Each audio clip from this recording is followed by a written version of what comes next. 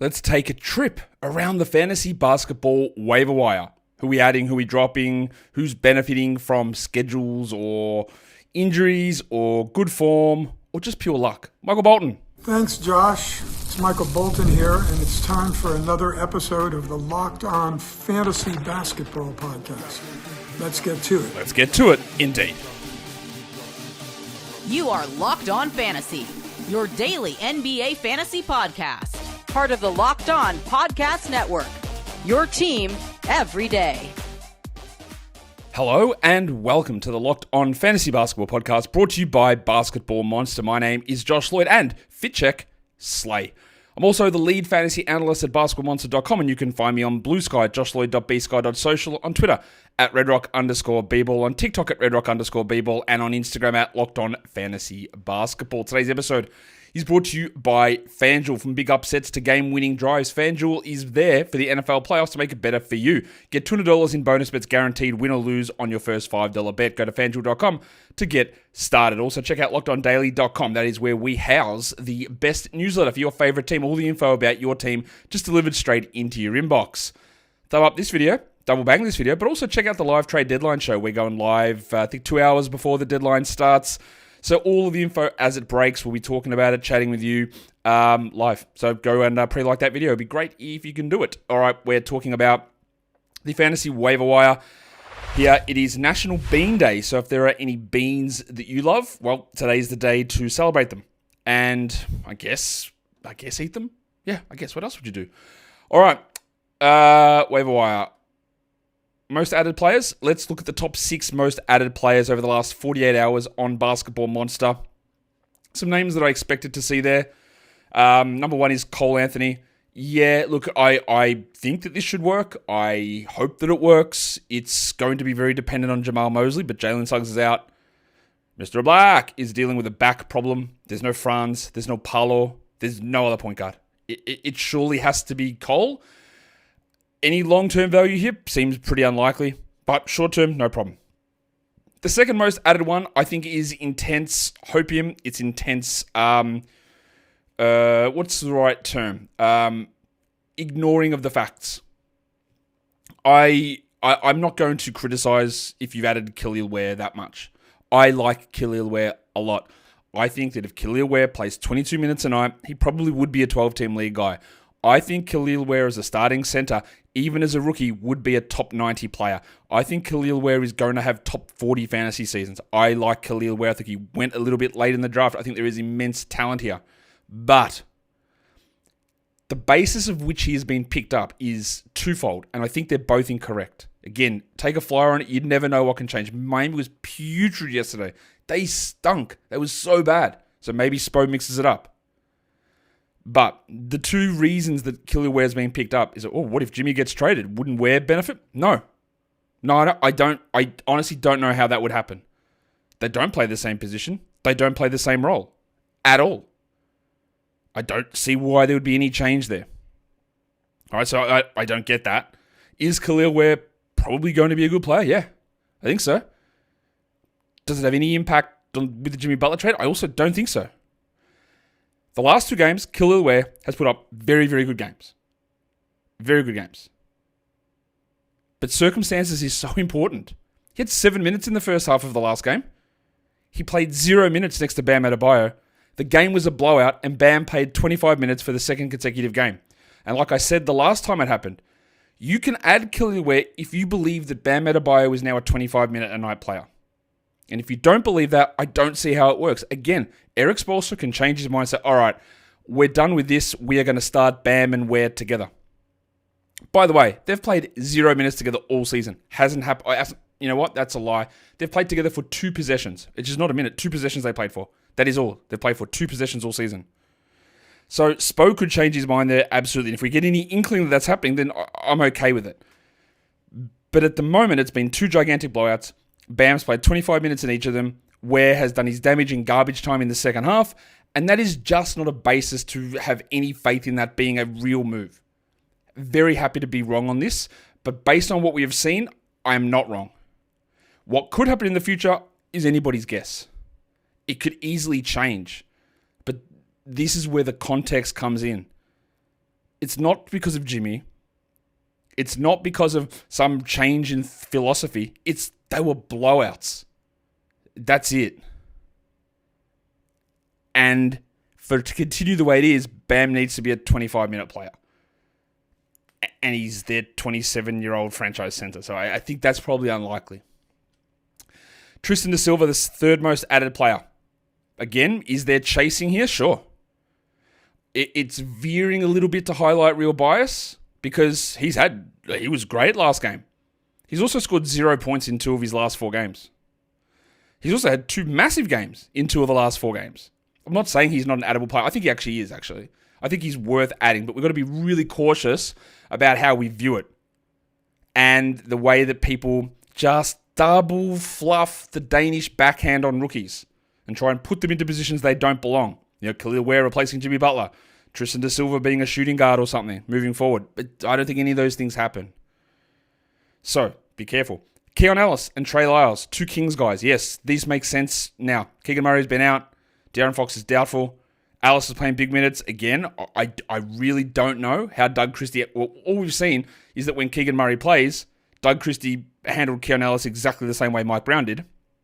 So that gives you no confidence. And Ellis's minutes, coincidentally, went up when Murray went out, not when Christie took over. So that's okay, right? We take a look at it, we use it now, especially with Fox out, and we go with it. Same with Lyles, who's benefiting from Murray being out, and will probably do nothing when Murray returns.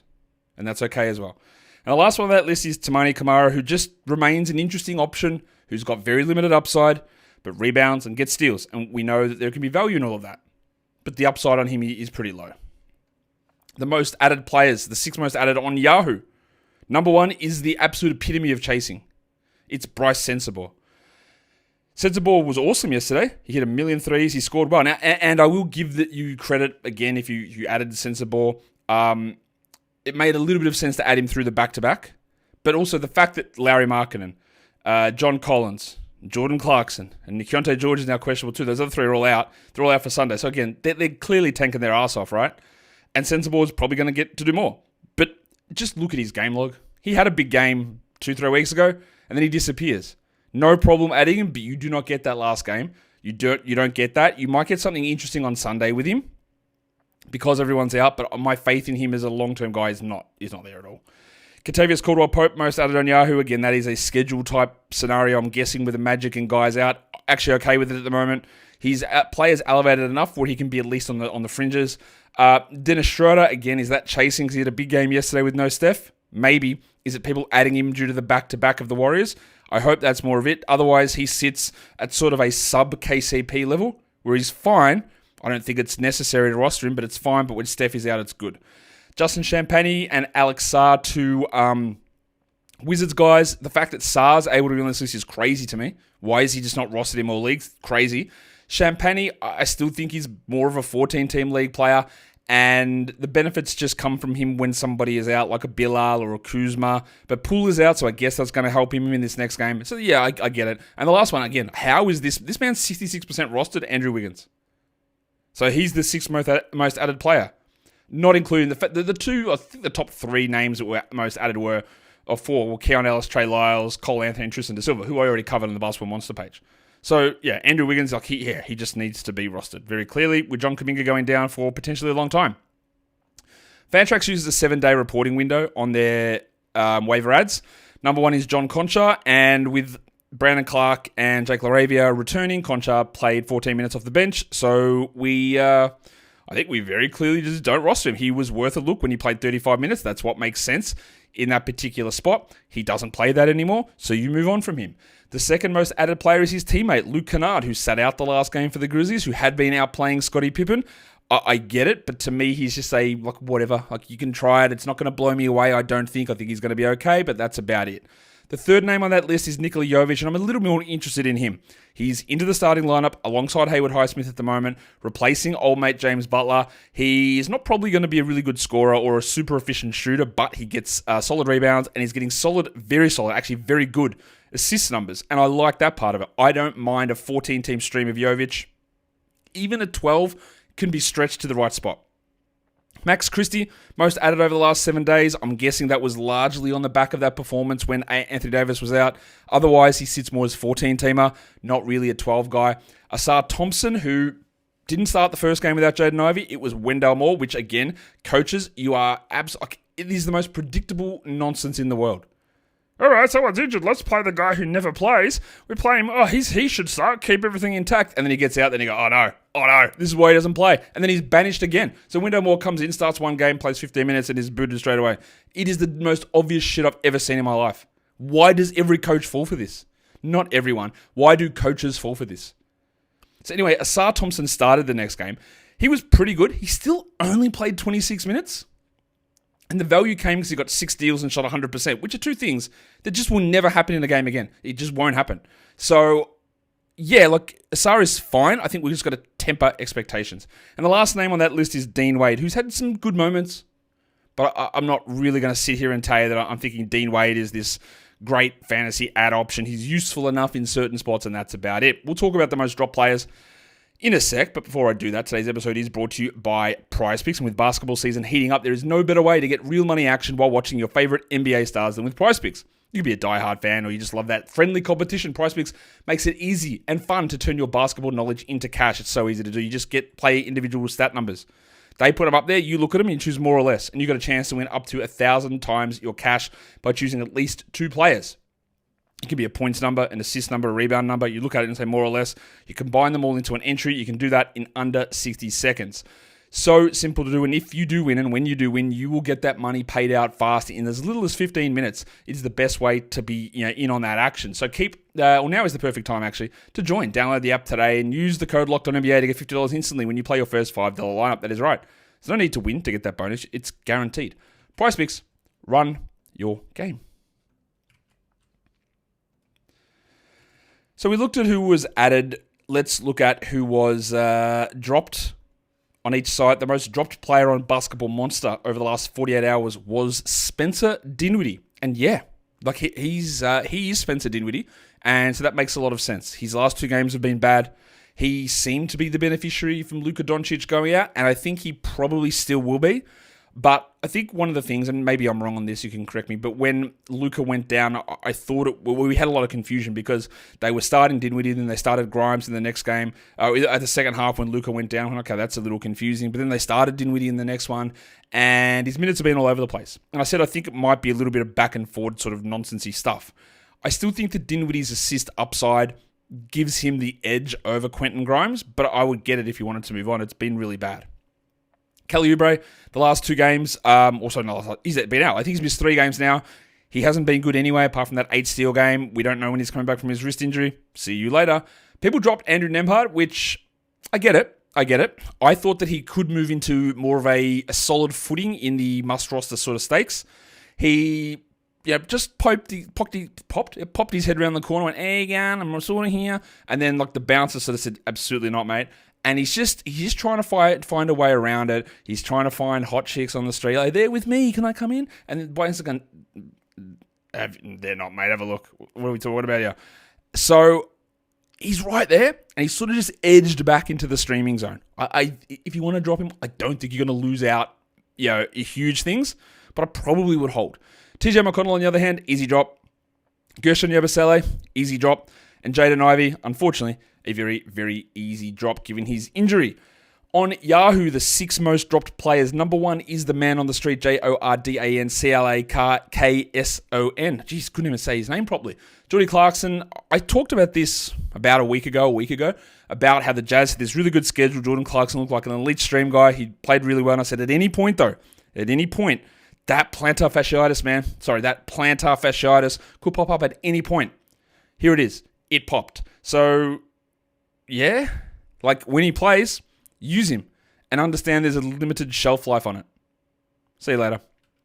John Kuminga's been dropped, which is wild. What? Why is the second most dropped player Jonathan Kuminga? Now, I'm not here to tell you that I like Jonathan Kuminga as a fantasy player or even a real life player. I don't. I'm down on him on consensus, but this is Yahoo's list.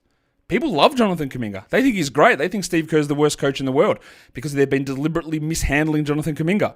And the Warriors are all against him, trying to keep him down and keep him from getting his bag. Everyone thinks this. Not everyone. A lot of people do. I know he's injured. I know the ankle injury is supposed to be significant. And I actually don't have that much of a problem with an idea that he's not going to be worth holding. But are there that many leagues on Yahoo who don't have injured spots? Because surely he just goes into that injured spot. Surely, I know, and before you say it, but he's actually just listed out, not INJ. I know, the worst system of all time, by the way. That needs to go. That should never exist in any league. Yahoo, if you're listening, and I know you are, and I know you don't care, get rid of that that IL slot. It all needs to be IL+. It is ridiculous. So anyway, John Kuminga's been dropped. The question is, would I add him? It would depend on my injured reserve slots. It would depend on if we get any more news there, but probably. But I do think it's going to be multiple weeks. I'm surprised that people just went, all right, bye, immediately. Especially when I see some of the other roster percentages of guys. Shout out to Rui Hachimura. Luke Kennard been dropped a lot there, which I just talked about him. Mason Plumlee being dropped. Yep, Nurkic is returning. It is a 5-game week for the Suns, but I'm not sure that Plumlee matters enough. What if he plays 15 minutes a night? What is that? 75 minutes? You can find those minutes easy enough. So that's not the 5 games there is not really worth it as much, I don't think. People have packed it in on Dante DiVincenzo. I don't think I would, as much as I am not as big of a DiVincenzo guy as others. I know it's been pretty disappointing. Shout out to the whole Wolves season tagline, but I think I would have held. And the other one is Jalen Wells, who I guess people added for the Grizzlies back-to-back. He had one big game and the other one was a big minutes game. He's fine, but yeah, like that makes a lot of sense and I'll hold on to him. The most dropped players on Fantrax over the last 7 days, Larry Nance Jr., yes. Royce O'Neal out for a period of time, yes, easy drops. Trevelyan Queen, who had like one good game, he's been dropped, sure. BDNR, Nick Richards, easy drop. Obi Toppin, also incredibly easy drop. And Drew Smith, obviously out for the season, easy drop. There is nothing controversial, there's nothing groundbreaking, there's nothing interesting really in that list of 6 drops over on Fantrax. I'm not going to talk about it anymore. But what I usually do in this portion is tell you who are the guys who I think are going to be top 100 guys that just are underrepresented on rosters. And honestly, no one's there. I could have really squinted and said, or maybe with the injuries in Brooklyn to Cam Johnson and Cam Thomas, maybe it's in D'Angelo Russell, maybe Ben Simmons is there. And maybe he is. Maybe Ben Simmons is worth re-rostering. But guess what? He's also injured. He also sat the last game with calf soreness. Do I love any of these guys? Jalen Williams, Keon Johnson. We'll talk about Keon a little bit later. Zaire Williams, we'll also talk about him later. Noah Clowney. Do I love any of them? No, I don't. Have they been good? Also, not really. And it's a bit dart throwy as to who replaces them. So none of them really popped as like must roster guys.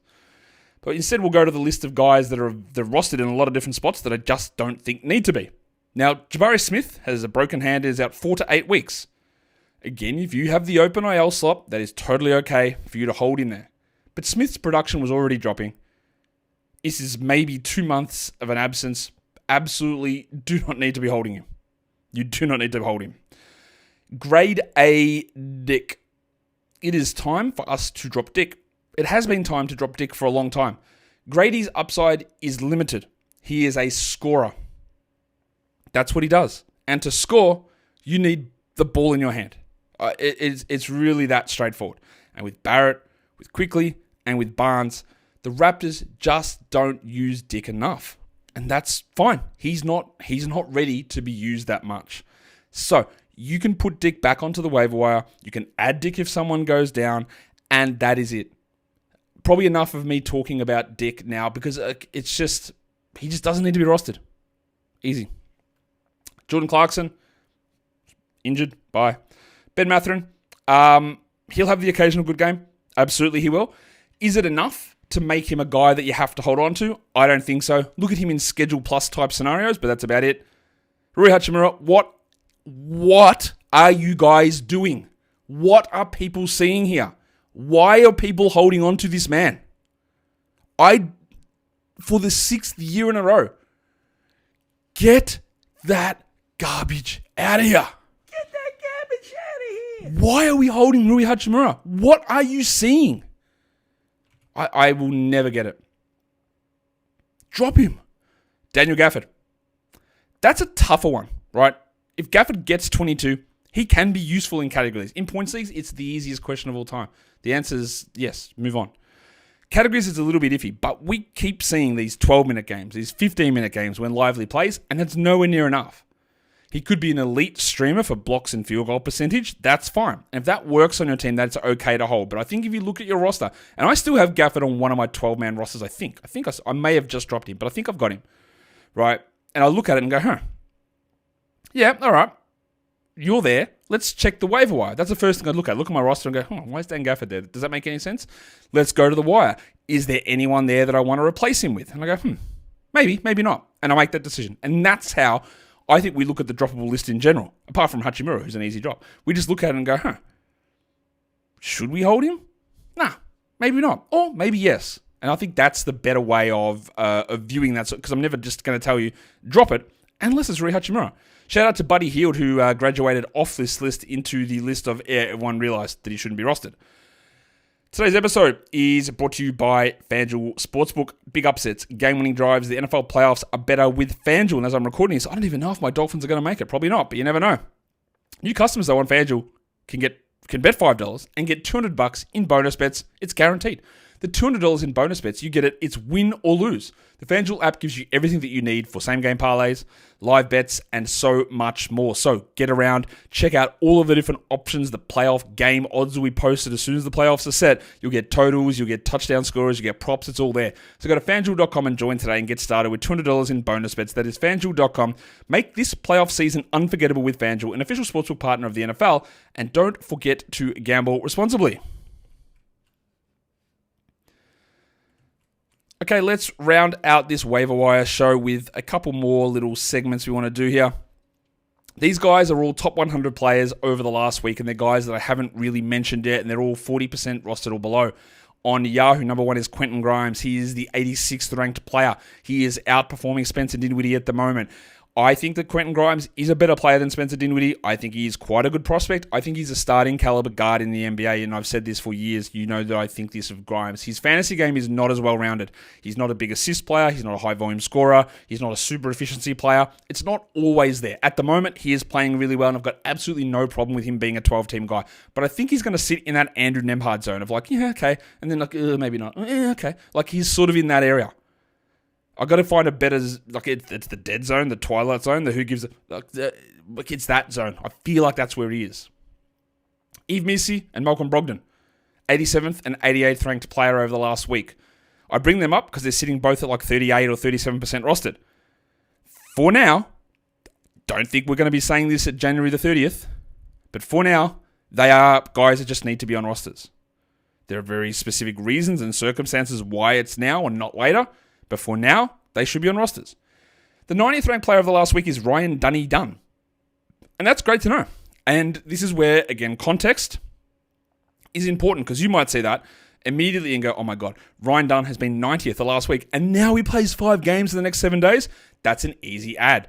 And I'd say, yeah, but maybe not, right? Maybe not. Because in that time, he started. Devin Booker and Bradley Beal, all these guys missed time. It was 2 games. He had one of them where he got 2 steals and 2 blocks. And he might literally play 16 minutes a night for the next 5 days. For the next 5 games. Is that worthwhile? It might be. If that's one of your plans to be able to maximize games and use 2 streaming spots and one of them is on a Suns player, Dunn is fine, but you got to understand what you're getting. Zaire Williams, I told you I'd mention him. 98th ranked player over the last week. It's only 2 games. And one of them was a very high percentage scoring game.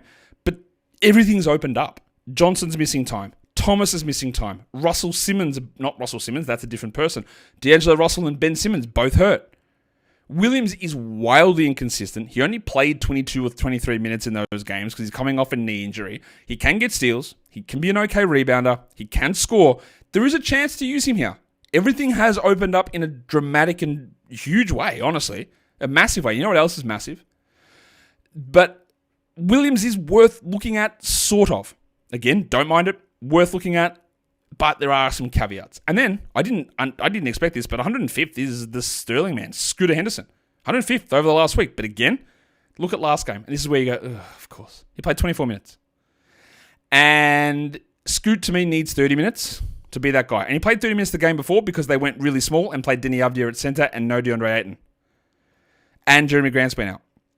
So until there is a massive change in Chauncey Billups' philosophy and Scoot is a 30-minute-a-night starter or getting 30 minutes a night every night off the bench, that 23-minute risk is there every single time. With a guy who's volatile like Scoot, when you've got minutes volatility, shooting volatility, usage volatility, it's a terrible combo to just plaster that guy onto your roster. So it's been good, but not something that I go, yeah, we've got to make sure we're ahead of this and really getting into it. If you want to start to get ahead of it, I think there will be a period where we do that. I think we're too far away from that at the moment, though. The guys that I think might be injury plays, I don't know about Karl-Anthony Towns, whether he's going to miss any time after Tom Thibodeau played him 80 minutes in a back-to-back situation. He hurt himself in the final 2 minutes of a second consecutive double-digit loss. And I know people will say, but look at Wemby and Jokic, they just did the same thing, and that is true. That is true. One of those games was an overtime game, and also, Wemby and Jokic are not like... Actually, Jokic might be, and I have expressed concern about this all season, I'm a little worried about the minutes load they're putting on Jokic, but... Towns and all the Knicks, as they are every year, are right at the top of all the minutes played. Thibodeau's a maniac. And you will say, that's great. These players are played millions. They've got to go out there and play, and Tibbs cares and wants to win the regular season. That's all true. They are paid millions of dollars. Tibbs does want to win every game in the regular season, but you know what it means? It means they've got literally nowhere to improve through the playoffs. It means they've got no extra gear, and everyone is fatigued, and that is why these teams absolutely blow up by the end of the season. Every single time with Thibodeau. It's every single time. And I hope everything's all right with Towns. But if he is out, Precious Achiuwa is the guy. I put Kyle Filipowski's name there, but I couldn't feel less confident in it. But there's no Collins, there's no Markkanen. So it could be Michael Potter, could be Drew Eubanks. It's probably going to be Filipowski, and that's worth considering. I've also got Keon Johnson there as a replacement play for Thomas, Russell, Simmons. Johnson is quite inefficient, but he is now going to have a run of, I don't know how long, of 30 plus minutes, 15 to 16 plus field goal attempts, 5 or 6 assists. This is the time for Keon Johnson. Does it mean that it's going to be there long term? No, but everything happened at once. Johnson, Thomas, Russell, Simmons, all out, all the users, all the distributors, they're all gone. So yeah, Keon, I would add Keon over Zaya. I think Keon's an awesome ad right at the moment. Also, Deep League's the Vulture Reese Beekman. There you go. That's one for the old double onyx diamond titanium platinums. The Vulture Reese Beekman played 17 minutes last game. Probably gets some good run here. I put Kyle Anderson's name in there. Again, that's a little bit onyxy, a little bit double diamondy, a little bit deeper because with Johnny Kuminga out, what this does is helps Trace Jackson Davis too, because that Draymond's part of the reason why Draymond would play center was because they needed to get ways to get Kuminga on the court. They don't need to get Kuminga on the court anymore, so we get a little bit more loony, but more stability in Jackson Davis. But Anderson's going to have to play. He was really good in their last game. He's not probably going to be a 12-team league guy, but it could happen. But we just need to watch him. Lonzo Ball with Ayo Dosunmu out. We are getting, why do I call him Dosunmu like that? Ayo Dosunmu being out. Ball's getting 20-plus minutes a night. Now, I don't know how high this upside is. He can't shoot at all, but we have had I think he's averaging 22 minutes a game over the last 2 weeks, Lonzo. Dosunmu remains out. I'm okay with that. And I do have Scoot on that list, and I don't mean to have Scoot on that list. That was meant to be a blank line, so that was a carryover from the last slide. So, you know what? L to me. 6 other names to talk about before we clear out of here. Grayson Allen. Big minutes in the last game.